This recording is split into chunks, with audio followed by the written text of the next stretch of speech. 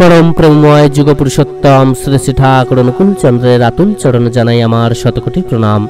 जय गुरु सकल इष्ट प्राण दादा मायरा। उत्तिष्ठत जाग्रत प्राप्य वरान निवेदत क्षुरस्य धारा निशीता दूरत्ताया दुर्गम पतस्तत कवय वदन्ति। हे मनुष्यगण, তোমরা ওঠো, জাগ্রত হও, বর লাভ করে প্রবুদ্ধ হও। বিবেকবান ব্যক্তিগণ বলেন, ক্ষুরের তীক্ষ্ণ ধারার মতো দুর্গম আত্মজ্ঞান লাভের পথ অতি দুর্গম। দুর্বল চিত্ত ক্লিববত্ত দোষযুক্ত মায়া মোহে আচ্ছন্ন জীবগণ কখনই আত্মতত্ত্ব অবগত হয় না। ন্যায় মাত্মা বলে হীন লভ্য। যে জীবাত্মা পরমাত্মারই প্রতিরূপ, তার পবিত্র পরামৃষ্ট স্ববৈশিষ্ট্যচ্যুত অবস্থান থেকে উদ্ধারের জন্য, উত্তরণের জন্য বেদ উপনিষদের ঋষি তাই শাশ্বত কাল থেকে এই মহাজাগরণী মন্ত্রের সাধনের কথা পূর্বাপর বলে এসেছেন। বর্তমান আলোচ্য উদ্ধৃতিতে সেই মহামন্ত্রেরই পরিপূর্ণ অভিব্যষ্টি দৃষ্ট হয়। পরম প্রেমময় শ্রী শ্রী ঠাকুর অনুকূলচন্দ্র তাঁর ভাবধারার অতি বিস্তৃত বাণীসমূহে বারবার এই জাগরণী মন্ত্রে আমাদের নিত্য সচেতন, উদ্বুদ্ধ এবং ইষ্ট প্রতিষ্ঠা ও ইষ্ট কর্মে প্রেরিত করেছেন। আমরা তাঁর দিব্য আলোকে যথাসাধ্য এই উদ্ধৃতিটির সারমর্ম বুঝে প্রয়াসী হব। আমরা তাঁর দিব্য আলোকে আমাদের নিজেদেরকে আলোকিত করার চেষ্টা করব।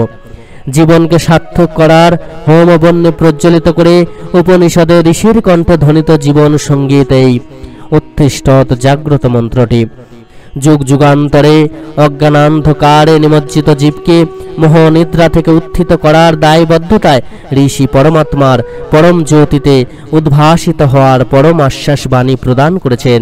এই চৈতন্য ভাব দয়ার পশ্চাৎপত্রে কি, এই নিয়ে কিন্তু প্রশ্ন জাগে। এই ওঠা জাগা কোন প্রেক্ষিতে? মানুষ যখন দুর্বল হয়, তার আত্মিক শক্তি অস্তমিত প্রায়, দুর্বলতার দোহাই দিয়ে নিরর্থক প্রলাপকে নিথর হয়ে বসে থাকে। ঈশ্বরের আশীর্বাদের দিনগুলো পরম আলস্যে ব্যর্থতায় কাটাতে থাকে।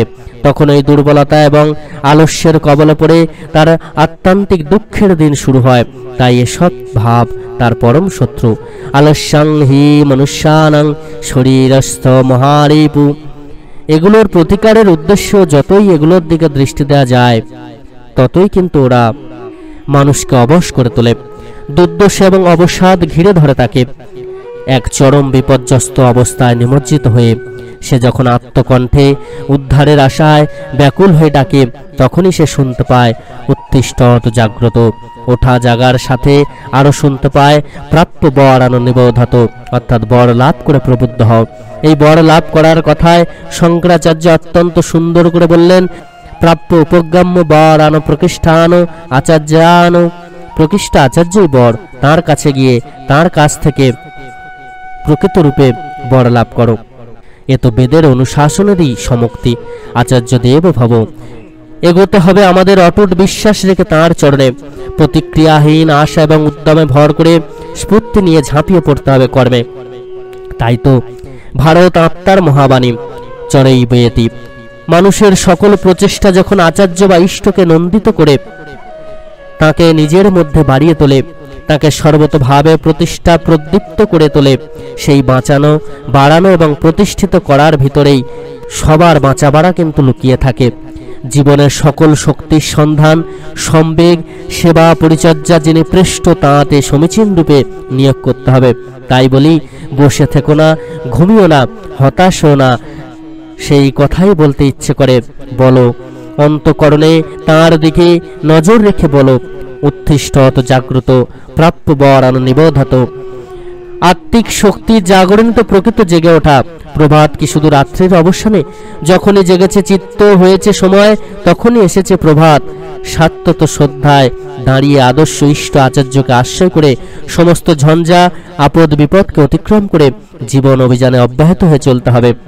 সব সময়ে ইষ্টাত্মকেই মুখ্য করে চলো। চলো, এগিয়ে চলো, দেখবে একদিন উদ্দাম হয়ে উঠবে তুমি। পরিবার, পরিবেশ সবকিছু নিয়ে উচ্ছলতার বন্যা বয়ে চলবে। যে জীবন স্রোতকে একটা ঢেলা আটকে দিতে পারত, সে একটা পাথরকেও গড়িয়ে নিয়ে যেতে পারবে। ভয় করো না, দাঁড়াও, সন্দেহ করো না, জাগো, উত্তিষ্ঠত জাগ্রত। আচার্যের কাছ থেকে প্রজ্ঞা লাভ করলেই যে প্রবুদ্ধ হয়, তাই প্রাপ্য বর নিবোধত। যিনি বর বা শ্রেষ্ঠ নন তার সান্নিধ্যে আত্মশক্তির সম্মুখ স্ফুরণ হয় না। কঠোপনিষদে তাই অন্যত্র বলা হয়েছে, এ নরেন বরেণ প্রক্ত এষ সুবিজ্ঞেয় অনন্য প্রত্যে গতিরত্র নাস্তি। প্রত্যক্ত জ্ঞান বিশিষ্ট আচার্য কর্তৃক উপদিষ্ট না হলে আত্মার সম্যক জ্ঞান লাভ করা যায় না। এই আত্মজ্ঞান অতি সূক্ষ্ম, তাই ক্ষুরের নিশীথ অর্থাৎ অত্যন্ত তীক্ষ্ণ ধারযুক্ত আত্মজ্ঞানের পথ। সে পথের দুর্গমতার কথা কবিগণ বা বিবেকবান ব্যক্তিগণ বলেছেন। তীক্ষ্ণ ক্ষুরধারের ওপর দিয়ে পায়ে হেঁটে যাওয়া যেমন দুঃসাধ্য, তত্ত্বজ্ঞানের পথে অগ্রসর হওয়াও সেই রূপই কষ্টসাধ্য। তাই তত্ত্বজ্ঞানীর বা আচার্যের হাত ধরতে হবে, শুনতে হবে তার কথা, মানতে হবে তাকে, অন্তরের অন্তঃস্থলে তাকে স্থান দিতে হবে, তাঁর অভিমন্ত্রে জেগে ওঠে সঞ্জীবনী গীতিতে গিয়ে উঠতে হবে। নাহি আর ভয়, নাহি সংশয়, নাহি আর আগু পিছু, পেয়েছি সত্য, লোভিয়াছি পথ, সরিয়া দাঁড়ায় সকল জগৎ, নাই তার কাছে জীবন মরণ, নাই নাই আর কিছু। প্রিয় পরমের শ্রীমুখে তারই বার্তা, দিন গেল রে এই বলে তোর বসে থাকলে চলবে না, ধরতে হবে, করতে হবে যেমনটি তোর কামনা। পরম দয়াল যুগপুরুষোত্তম শ্রী শ্রী ঠাকুর অনুকূলচন্দ্র তাই বারবার করে আমাদেরকে আচার্যকে মেনে চলার কথা বললেন। আর আমরা জীবনে যতই কঠিন সময়ের মধ্যে যাই না কেন, তিনি যে আমাদেরকে রক্ষা করবেন সেটা কিন্তু স্পষ্ট তার প্রত্যেকটা বাণীর মধ্য দিয়ে। তিনি বারবার করে বলেছেন নিজেকে তার চরণে উৎসর্গ করতে।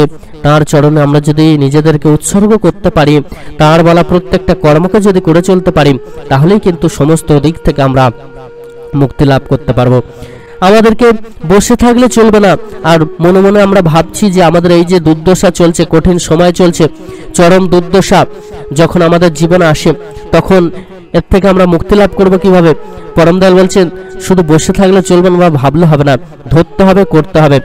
যেমনটা আমরা কামনা করছি সেই মতো কর্ম কিন্তু করতে হবে এবং সেইরকম ভাবে কিন্তু ধরতে হবে।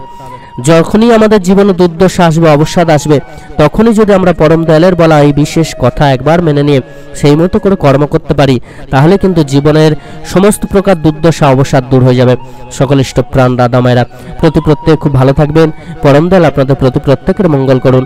যারা এখনো পর্যন্ত আমাদের চ্যানেলটিকে সাবস্ক্রাইব করেন না, দয়া করে পরম দয়ালের এরকম অমৃত কথা শোনার জন্য চ্যানেলটিকে সাবস্ক্রাইব করে দেবেন এবং লাইক শেয়ার কমেন্টস করে অতি অবশ্যই আপনাদের মূল্যবান মতামত জানাবেন। জয় গুরু বন্দে পুরুষোত্তমম।